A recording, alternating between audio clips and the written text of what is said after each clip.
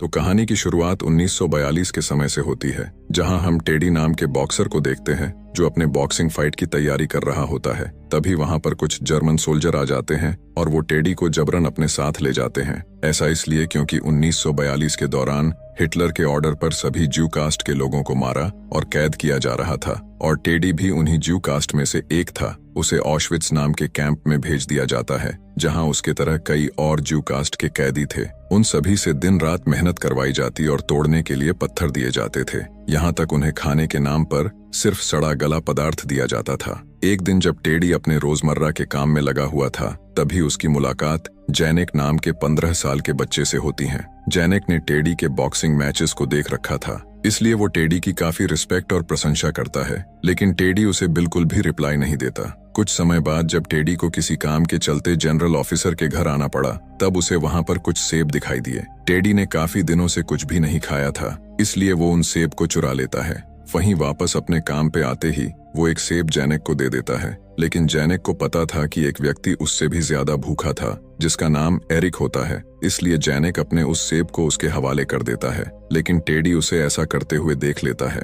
वो जैनेक को समझाता है कि उसे अपने बारे में सोचना चाहिए, न कि किसी और के, और आखिर में टेडी उसे एक और सेब दे देता है और साथ में उसे किसी और को ना देने की सलाह भी। तभी वहां पर कुछ जर्मन सोल्जर आ जाते हैं, जिन्हें टेडी के सेब चुराने वाली बात पता चल चुकी थी। वो टेडी के साथ एरिक और जैनेक को भी पकड़ लेते हैं, ताकि वो उन तीनों को साथ में रूल्स तोड़ने के लिए पनिश कर सके। वो उन तीनों को ऐसी जगह ले जाते हैं जहां पहले से 3 कैदियों को उनके चोरी और दुसाहस के लिए मार दिया गया था। एरिक डर चुका था, इसलिए जब जर्मन्स उसे अपने सिर पर सेब रखने को बोलते हैं, तब वो डर के मारे ऐसा ही करता है। लेकिन सिर पर सेब रखते ही वो जर्मन उसे शूट कर देता है, जिससे एरिक की वहीं पर मौत हो जाती है।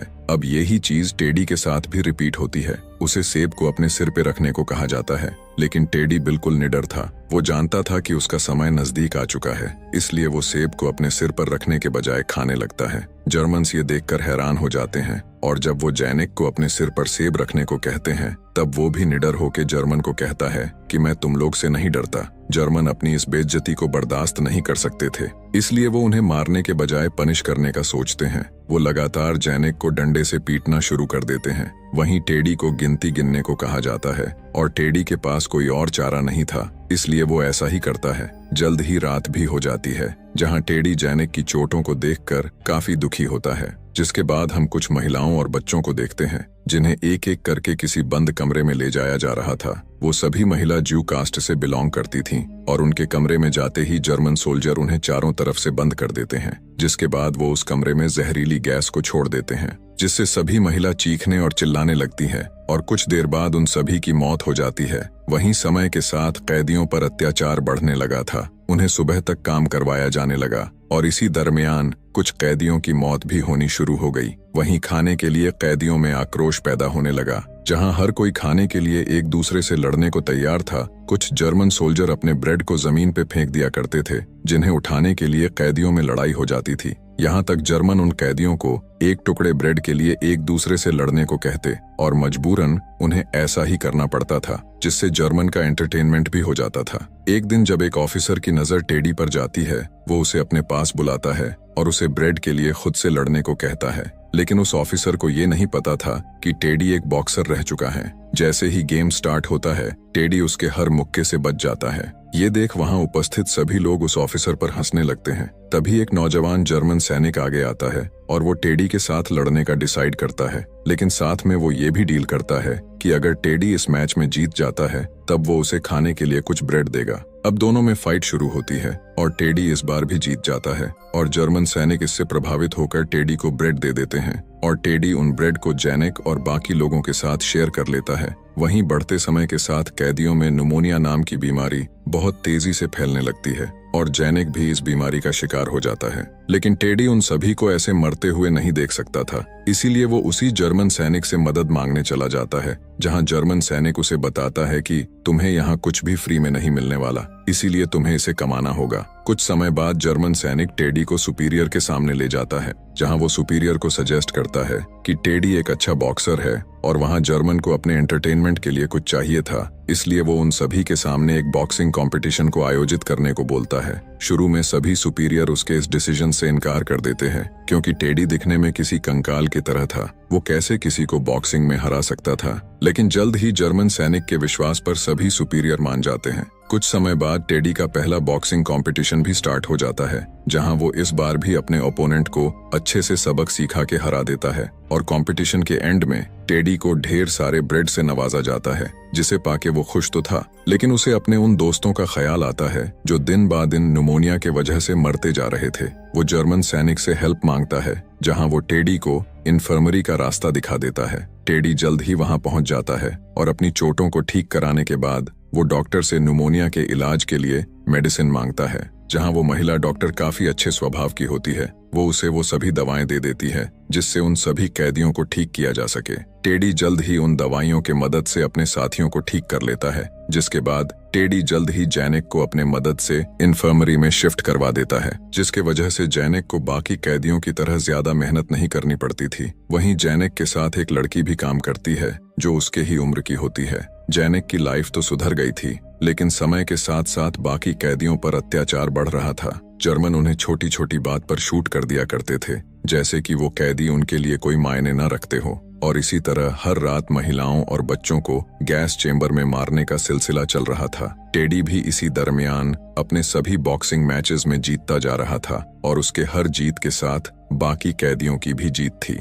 क्योंकि टेडी की हर जीत कहीं ना कहीं उन कैदियों को जर्मन के खिलाफ जाने में मदद करती थी। और टेडी को ढेर सारे ब्रेड भी मिलते थे, जिसे वो बाकी कैदियों के साथ शेयर करता था। टेडी के लगातार जीत से सभी जर्मन्स बोर होने लगे थे, इसीलिए एक दिन एक जर्मन सुपीरियर टेडी से मिलने पहुंचता है। वो टेडी के लगातार जीत से परेशान हो चुका था और साथ में ये भी जानता था कि टेडी को जल्द से जल्द जमीन पर गिराना होगा, नहीं तो जर्मन के लिए वो जल्द ही एक मुसीबत बन सकता था। इसलिए वो टेडी को समझाता है, जिस दिन लोग तुम्हारी फाइटिंग से बोर होने लगे, उस दिन से तुम्हें वो सभी सर्विसेज भी मिलना बंद हो जाएंगी जिसके बदौलत तुम आज इतने खुश हो, और तब तुम्हें बाकी कैदियों की तरह काम करना पड़ेगा। कुछ समय बाद जर्मन जनरल के बेटे की तबीयत खराब होनी शुरू हो जाती है। वो उसे बचाने की हर नामुमकिन कोशिश करता है, लेकिन वो बच नहीं पाता। जनरल पूरी तरह से टूट चुका था और वो अपने गुस्से को बाहर निकालने के लिए उन महिलाओं और बच्चों पर शूट कर देता है जिन्हें वो रोज गैस चैम्बर में ले जाके मार दिया करता था। जल्द ही टेडी की नजर कुछ डेड बॉडीज पे जाती है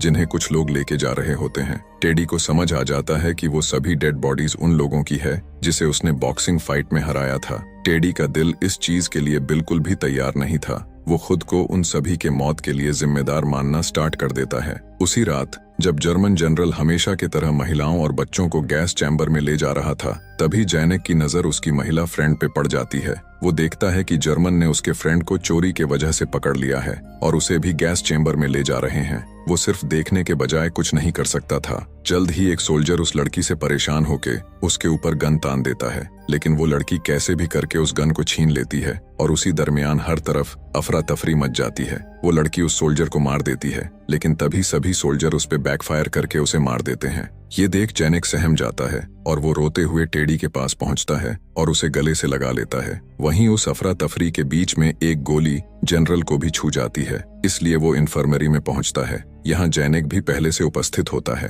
तब जनरल उसे देख के समझ जाता है कि वो उसी लड़की का दोस्त है, इसलिए वो बिना देरी किए उसे पनिशमेंट के लिए भिजवा देता है। और जब ये बात टेडी तक पहुंचती है, तब वो सीधे सुपीरियर के पास आता है। वो उनके सामने एक ऑफर को पेश करता है। वो उन्हें सजेस्ट करता है कि वो उनके सबसे बेस्ट जर्मन बॉक्सर से फाइट करेगा, जिसके बदले उन्हें जैनिक को छोड़ना होगा। लेकिन सुपीरियर इस काम को आसान नहीं होने देने वाले थे। वो टेडी को बताते हैं कि उसे सबसे पहले उनके कुछ सोल्जर से लड़ना होगा, तब जाके उसे उनके बेस्ट जर्मन बॉक्सर से लड़ने का मौका मिलेगा। टेडी काफी सोच विचार के बाद उनकी इस डिमांड को एक्सेप्ट कर लेता है और जल्द ही कंपटीशन भी स्टार्ट हो जाता है, जहां टेडी हर बार की तरह सभी ओपोनेंट को हरा के बेस्ट जर्मन बॉक्सर से फाइट करने लगता है। यहाँ टेडी भले ही थक चुका था और उसे ओपोनेंट से अच्छी टक्कर मिलती है, लेकिन फिर भी टेडी उसे अच्छा सबक सिखाता है। सभी को लग रहा था कि टेडी का जीतना कंफर्म है, तभी सुपीरियर अपने चाल को अंजाम देना शुरू कर देते हैं। टेडी जब इंटरवल के दौरान रेस्ट कर रहा होता है तभी एक सोल्जर उसे पीने के लिए पानी देता है और उस पानी में सुपीरियर ने कुछ जहरीला पदार्थ डाल दिया था। इसलिए जब टेडी उस पानी को पीता है तब धीरे धीरे फाइट के दौरान टेडी के आंखों पर धुंधलापन आना शुरू हो जाता है और इसके चलते टेडी को लड़ने में दिक्कत आनी शुरू हो जाती है और ओपोनेंट के एक मुक्के से वो नीचे जा गिरता है। वहीं सभी सुपीरियर इस मौके का फायदा उठाकर टेडी को लूजर घोषित कर देते हैं, लेकिन टेडी इस हार को मानने से इनकार कर देता है। वो फिर से अपने पैरों पर खड़े होने लगता है, लेकिन सुपीरियर टेडी को शांत करने के लिए जैनेक को उसके सामने रख देता है और टेडी को उससे लड़ने को कहता है। लेकिन टेडी हमेशा से जैनेक को अपने बच्चे की तरह मानता था, इसलिए वो जैनेक पर हाथ उठाने से मना कर देता है। लेकिन टेडी के मना करने पे सुपीरियर जैनेक को गन से शूट कर देते हैं और जैनेक की वहीं पर मौत हो जाती है, जिससे टेडी इस बात से काफी दुखी हो जाता है और उसका दिल टूट सा जाता है। वो रो ही रहा होता है कि तभी कुछ जर्मन सोल्जर उसे जबरदस्ती घसीट के ले जाते हैं, जहां वो उसे पनिशमेंट के तौर पर रात भर लटका के छोड़ देते हैं। अगली सुबह टेडी को छोड़ दिया जाता है और उसे रोजमर्रा के काम के लिए भेज दिया जाता है। लेकिन टेडी, जिसे किसी का भी होश नहीं था, वो बिना देरी किए उस जगह पर पहुंच जाता है जहां जर्मन्स ने सभी कैदियों के डेड बॉडी को जला दिया था। यहाँ टेडी को जैनेक की निशानी भी मिल जाती है और उसकी आंखें आंसुओं से भर जाती हैं। वो समझ चुका था कि जैनेक अब हमेशा के लिए मर चुका है। वहीं कैंप में अभी भी बॉक्सिंग फाइट चल रही थी और टेडी उस जगह पर पहुंच जाता है। वो जिंदा लाश की तरह रिंग में घुस जाता है, जहां वो ओपोनेंट से फाइट करना शुरू कर देता है, लेकिन उसे काफी चोट लग चुकी थी, इसलिए उसे ओपोनेंट के हमले से काफी दिक्कत भी होती है। लेकिन आखिर में जब ओपोनेंट थकने लगता है तब टेडी अपने मुक्के का इस्तेमाल करके उसे मार गिराता है और ये वही पल था जहां सभी में टेडी को लेके जोश पैदा हो जाता है। वो सभी लोग टेडी को किंग ऑफ बॉक्सिंग नाम का दर्जा दे देते हैं और मूवी के आखिरी सीन में हम टेडी को देखते हैं जो ऑशविट्ज कैंप को हमेशा के लिए छोड़कर जा रहा होता है, जहां सुपीरियर्स ने उसे दूसरे कैंप में भेज दिया था ताकि वो वहां के जर्मन्स को भी अपने बॉक्सिंग से खुश कर सके। तो दोस्तों, इसी के साथ इस मूवी का दी एंड हो जाता है।